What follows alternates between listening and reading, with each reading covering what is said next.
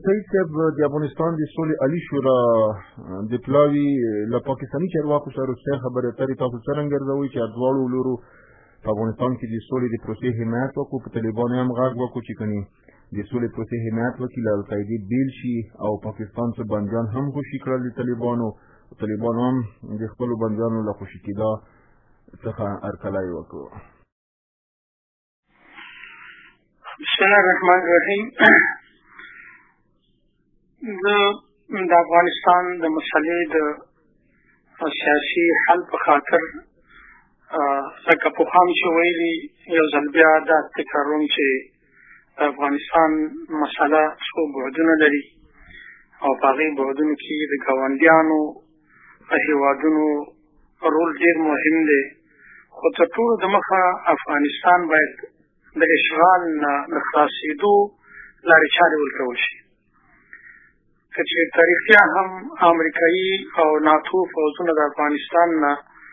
په 2014 کال یا 2014 کال تر اخره پورې په مکمله توګه وځي، نو د افغانستان د سیاسي حل لپاره باید د مخالفینو ډلو ګاونډیانو په شمول د افغانستان دولت او ټول اړخونه په خپلو منځو کې خبرې وکړي. د ګاونډیانو رول په افغانستان کې د سولې په راوستو کې ډېر مهم دی. که چېرته د امریکایي او ناتو د فوځونو د وصول نه وروسته ګاونډیان مثبت رول ولوبوي په افغانستان کې او اپوزیسیون د دولت اپوزیسیون قوتونه یو د بل سره رانږدې کړي او د دولت سره یو ځای کېنئ او د افغانستان د مسلې د راتلونکي لپاره مشترکاً په ګډه تصمیم ونیول شي، یو موقت حکومت منځته شي. یا د همدغه د ولسمشر کردي حکومت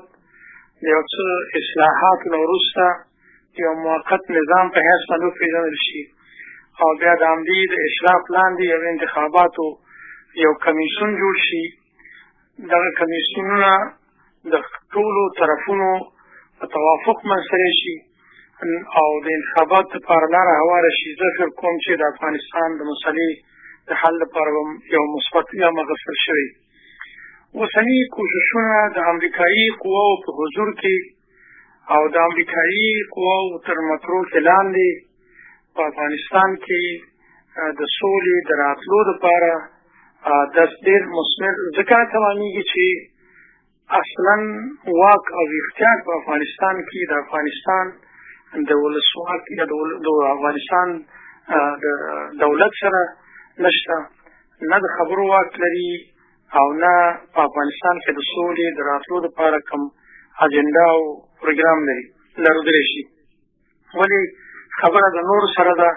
او تر څو چې امریکایان او ناتو قانع شي او هغوی سره خبرې ونه شي د هغوی د ویستلو لپاره قدم وانخیستل شي، زه فکر کوم چې دا کارونه به تر یوه اندازې پورې ښیي د ګاونډیانو سره روابط زموږ اشد ضرورت دی. که دا د سولې د شورا طرف نه وي، که دا د مخالفو تنظیمونو او ارګانونو طرف نه وي، که دا د افغانستان دولت طرف نه وي او دا د ټولو لورو نه ګاونډیانو سره زموږ روابط باید حسنه وي او دا روابط په هر قیمت چې کېدی شي باید ښه واوسېږي تر څو ټول یو د بل د خیر او یو د بل د امن او استحکام لپاره سرلاسونه یو کړي. سید صاحب د 2014 کال په پای کې له افغانستانه د خارجي عسکرو وتل په بشپړ توګه په شمول د امریکایي عسکرو څومره ممکن وي؟ زه کلکه سره دا خبره کوم چې د افغانستان نه د بهرنیو فوځونو وتل حتمي دي. چې تر هغې چې په افغانستان کې بهرني ځواکونه موجود وي، په افغانستان کې نه تنها په افغانستان کې بلکې ګاونډیو کې هم ګاونډیو هېوادونو کې هم د امن او استحکام راتګ مشکل دی، ستونزمن دی. دا چې افغانستان نه به بهرني ځواکونه په څومره وخت کې ووځي یا به حتمي وي یا به نه وي، دا د ځمکني شرایطو او په افغانستان کې د مخالفینو د قوت او د هغوی د نظامي او سیاسي تاکتیکونو پورې مربوط خبره ده. که چېرته په افغانستان کې مخالفینو تاکتیکونه لکه همدا اوس چې کوم شروع شوي، همداسې لکه د فوز په داخل کې په د بهرنیو ځواکونو په خلاف ګزار کول لکه څو میاشتې دوام لري او یا نور فعالیتونه، نو په هغه صورت کې به بیا بهرني نظامي ځواکونه مجبور وي چې د افغانستان نه د خپلو وتلو دپاره لارې چارې ولټوي. ولې چې افغانستان کې هغوی نه غواړي خپل فوزونه تلف کړي او افغانستان کې د نورو تلفاتو متحمل شي. خو که چېرته سیاسي او نظامي فعالیتونه د مخالفینو کمیږي او افغانستان کې د پردیو ځواکونو موجودیت کې امن او استحکام پیدا کېږي، لاره پیدا کېږي، نو بیا خو به د بهرنیو ځواکونو د وتلو مسله په خپل ځای برته پاتې کېږي. ولې بیروني فوزونه یا امریکایي ځواکونه او د ناټو ځواکونه د افغانستان ته دې دپاره نه دي راغلي چې هغوی د افغانستان نه هسې ووځي، هسې په هسې ووځي، بلکې هغوی د افغانستان کې د خپلو فوزي اډو د استحکام او په ګاونډیو هیوادونو خاصتا چین او اسلامي جمهوریت ایران باندې د ایران محاصره کول او تقریبا په دې ترتیب باندې د مرکزي اسیا په سرچینو، په ځمکنیو سرچینو او د تیلو او ګازو په منابعو باندې قبضه کول او په همداراز په عربي خلیج کې د دې خپلو فوزي اډو د تقویه او استحکام لپاره راغلي. نو په دې خاطر دوی به هماغه وخت وځي چې دوی مجبور کړل شي چې وځي، او مجبوریت هم د سیاسي لارې نه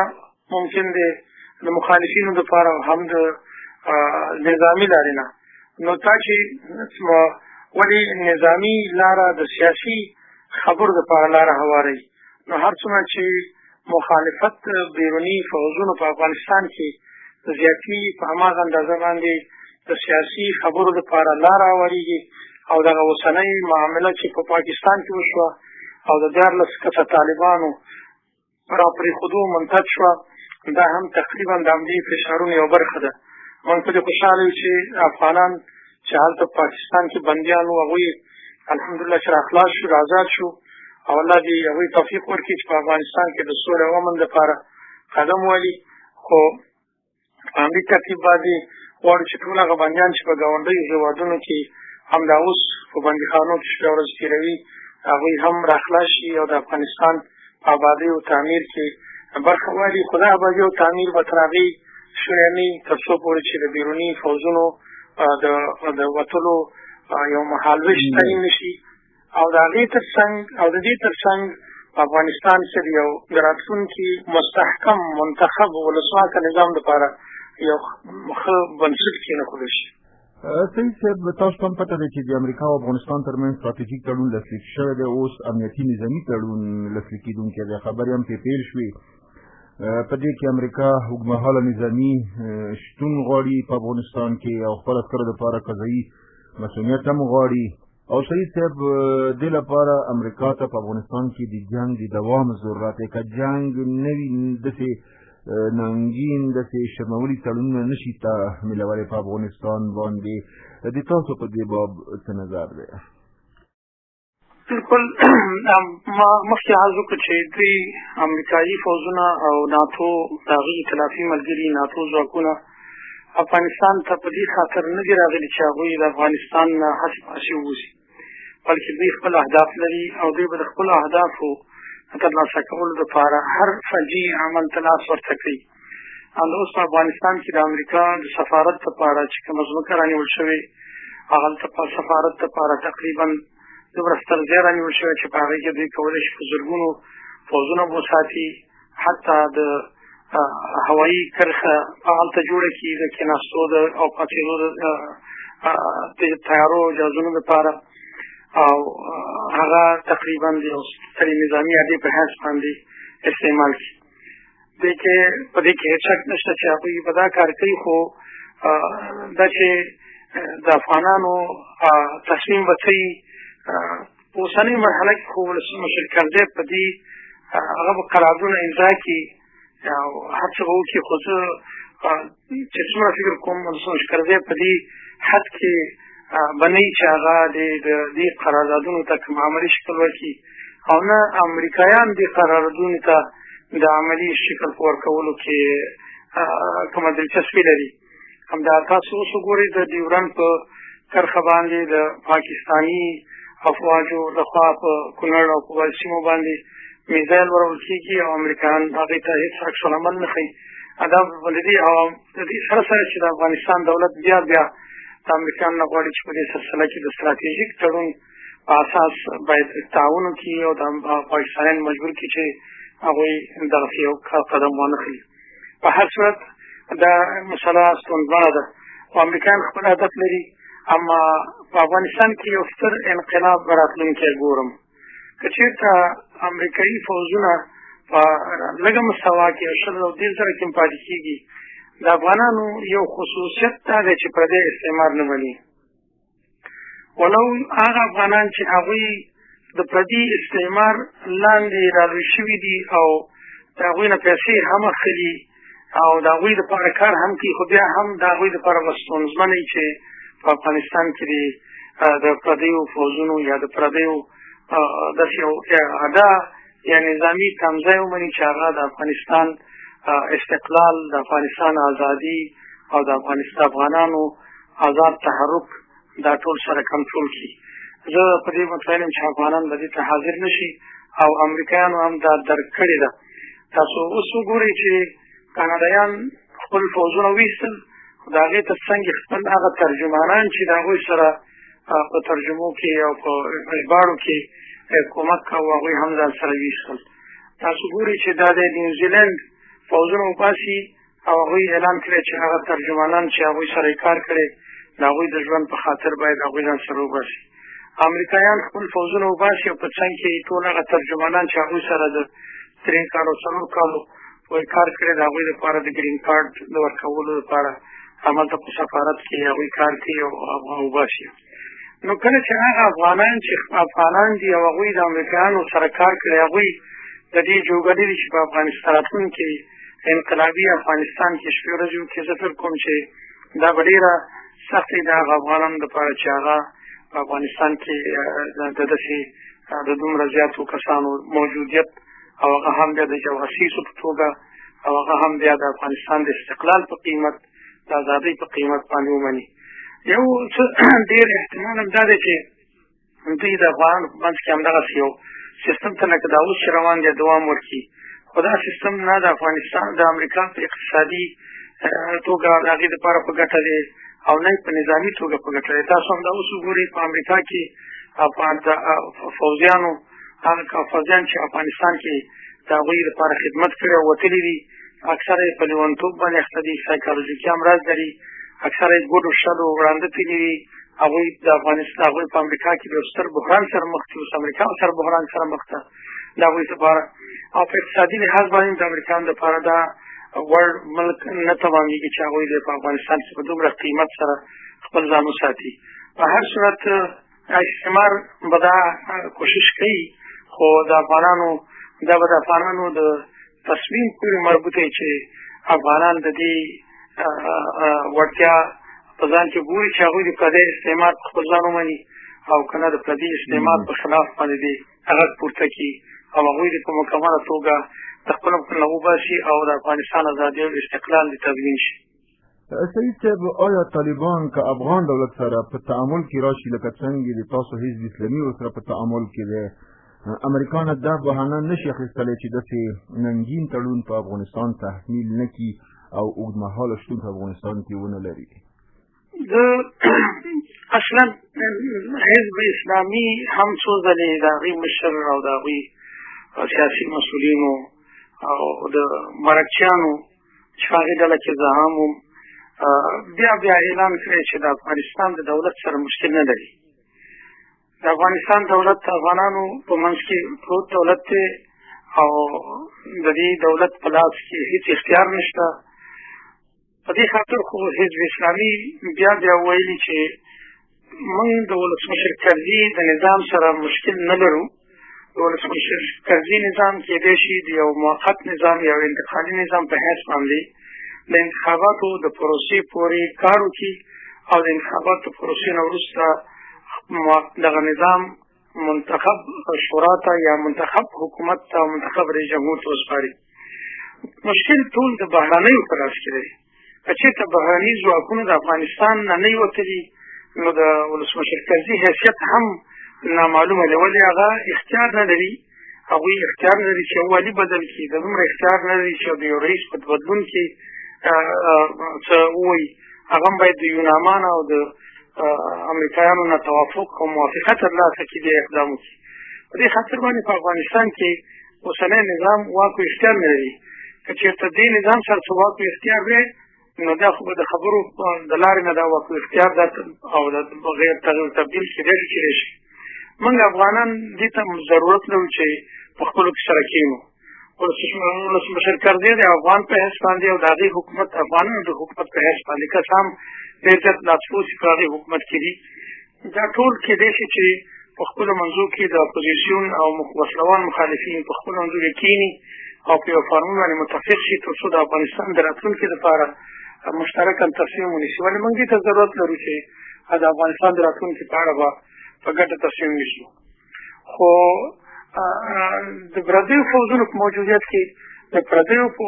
د مطرو کې لاندې دا مسله شونې نه ده. موږ حزب هیئتونه چې تر اوسه پورې په کابل کې د حکومت سره کومې خبرې کړي په هغې کې ډېر زیات پرمختګ هم شوی، زیاتې خبرې حتی د حزب هغه طرحه چې د حزب امیر لیکلې وه تقریبا په مکمله توګه د یوې مادې سره په اختلاف باندې د ولسمشر کرزي لخوا قبوله شوې منل شوې او خو په هغې طرحه کې دا دي چې بهرني فوجونه به په مکمله توګه د افغانستان نه وځي، افغانستان ازادي او استقلال به تامین کېږي او د آزادو مستقلو انتخاباتو له لارې به د افغانستان راتلونکی نظام ټاکل کېږي. نو اوس د اولین شرط چې په هغې کې د بهرنیو فوجونو وتل دي هغه په خپل ځای پاتې دی. نو که چېرته بهرني فوجونه د افغانستان نه وځي، د وتلو تکړ ولري، یو وځي هغه د نظامي فشار لاندې،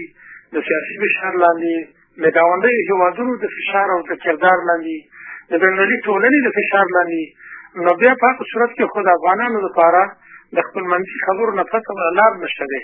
نو هغه که ولسمشر کرزي او که هغه د افغانستان دولت سیاسي اپوزیسیوني یا وسلوال اپوزیسیوني یا هر څوک چې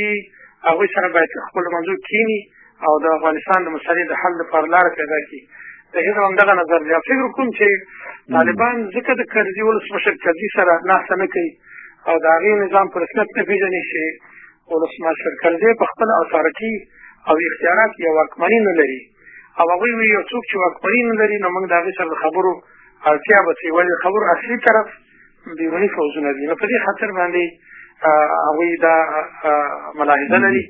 خو حزب وایي چې د حزب نظر دا دی چې نه ولسمشر کرزي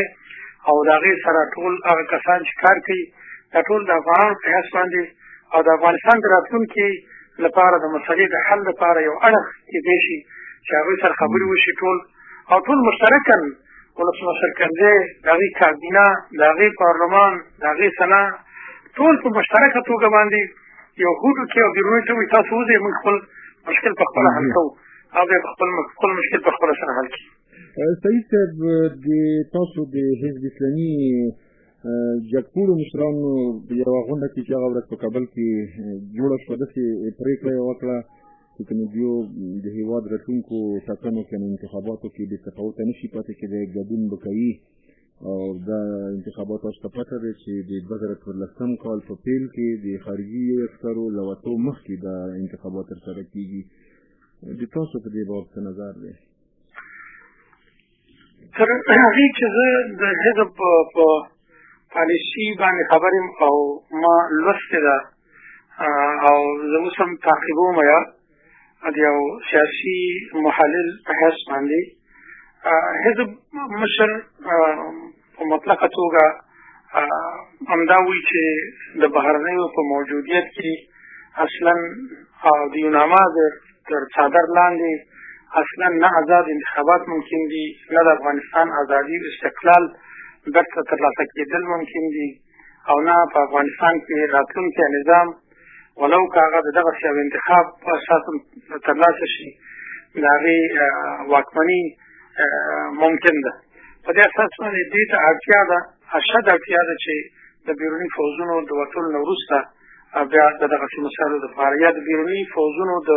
وتلو په جریان کې موږ دې ته په دې قادر شو چې په افغانستان کې د انتخاباتو دپاره لاره هواره کړو. د دې پالیسۍ په رڼا کې ما ته دا شونې نه ښکاري چې حزب دې په رسمي توګه علی الاعلان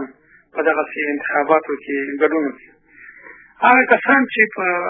حزب کې د داخل د افغانستان کې پراته دي او د حزب په نامه باندې هغوی هلته کاروبار کوي، هغوی د شرایطو مطابق خپل پروګرامونه مخکې وړي. حزب تر اوسه پورې د حزب امیر او یا د حزب اجرایه شورا په دې سلسله کې تر اوسه پورې کوم خاص تصمیم نه دی نیولی او نه یې اعلان کړی چې هغوی دې دا کار وکړي که نه، بلکې حزب اسلامي هغه کسان چې په افغانستان کې دي هغوی آزاد پرېښي دي چې هغوی خپل کارونه مخکې ویسي په څنګه چې د هغوی سره شرایط برابرېږي. همدا اوس په پارلمان کې د حزب اسلامي افغانستان پورې تقریبا 10-15 کسان موجود دي. د دې نه مخکې پارلمان کې د اول پارلمان کې هم دغسې یو په ځینې زیات شمېر باندې اعضا موجود وو او دا تقریبا پارلمان کې یوازینی قوي سیاسي ګوند دی چې په پارلمان کې موجود دی. له دې سره سره چې دا د حزب اسلامي رسمي پالیسي دا نه وه او نه حزب اسلامي په دې کې اعلان کړی او تر څنګ د انتخاباتو د کمیسیون مشرانو هم د حزب اسلامي په نوم باندې کوم کسان چې ولاړو هغوی ټول په لیسته ویستل او که کامیاب شوي وو هغوی ناکام اعلان کړل. خو د دې سره هم بیا تقریبا د 15 کسانو پورې د مستقلو نمایندګانو په نوم پارلمان ته راغلي چې هغوی ټول د حزب سره وابسته او تړلي خلک دي. نو که آینده کې هم دغسې کوم کار کېږي زه فکر کوم چې کېدای شي شونې ده، خو دا چې په رسمي توګه د حزب اسلامي اعلان وکړي دغسې کوم څه ما ته تر اوسه پورې زما مخې ته نه دي راغلي چې زه هغې باندې ډاډمن شم چې دا خبره به رښتونې وي که نه، بلکې همدومره ویلی شم چې تر اوسه پورې د حزب د امیر خطوط همدغه دي. دا چې د حزب سیاسي ریاست چې د حکمتیار صاحب زوم د هغې مشري کوي هغه په دې سلسله کې څه نظر لري زه مطمئن نه یم، خو د حزب اسلامي امیر نظر دغسې دی. سعید صاحب د تاسو د حزب اسلامي دغو مشرانو چې د افغانستان په دولت پارلمان ولایتي شوراګانو ولایتي حکومتونو کې هم شتون لري، تاسو ورته اشاره وکړه او دوی دا فیصله وکړه چې کنې په انتخاباتو کې به ګډون کوي او تاسو ووایئ چې دا د حزب د مشر او د حزب رسمي نظر نه دی. آیا دا یو انشعاب نه دی؟ بیا که نه دی نو دا خو بیا دوګونه سیاست دی. نو انشعاب هم ذکر شوی دی چې حزب اوس تقریبا هغه کسان چې داخل د افغانستان کې دي، ولې حزب د افغانستان د ولس یو ستره برخه ده او دا برخه تقریبا که څه ډېره زیاته په افغانستان کې دا نو یو څه اندازې پورې په هجرت کې دي. د حزب امیر خپله مهاجر دی او اجرایه شورا په هجرت کې ده. نو په دې اساس باندې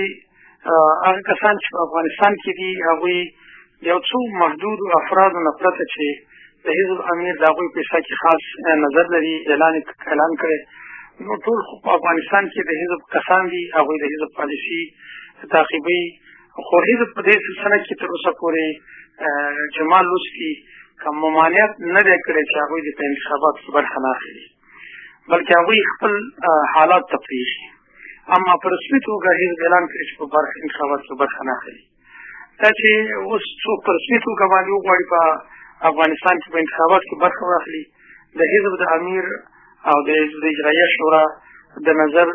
نه وروسته به دا کار کېږي. دا نظر موږ منتظر یو چې د دې په حصه کې د حزب امیر او د حزب شورا څه رایه لري. اما همدومره ویلی شو چې په افغانستان کې حالت دا دي چې حزب یو ستر قوت دی او وسیع جرړې لري په ولس کې او د حزب افراد په هر ځای کې ودرېږي، هغې چون مطمئن خلک دي، خلک پرې باور لري او اطمینان پرې لري، د خلکو سره اوږه په اوږه باندې کار کوي. په خیانت او فساد کې ډېر کم څوک دی چې هغه ملوث وي، الحمدلله اکثر یې ملوث نه دي، یا څوک چې ملوث دي هغه د حزب نه وتي. نو داسې کسان ته ولس رایه ورکوي او چې ولس ورته رایه ورکوي پارلمانونو ته راځي، لکه همدا اوس چې پارلمان کې دي یا پخوانه پارلمان کې وو، یا دا اوس چې والیان دي، اکثره کسان چې والیان دي په هغې باندې څوک ګوته ډېره نه شي ایښودی،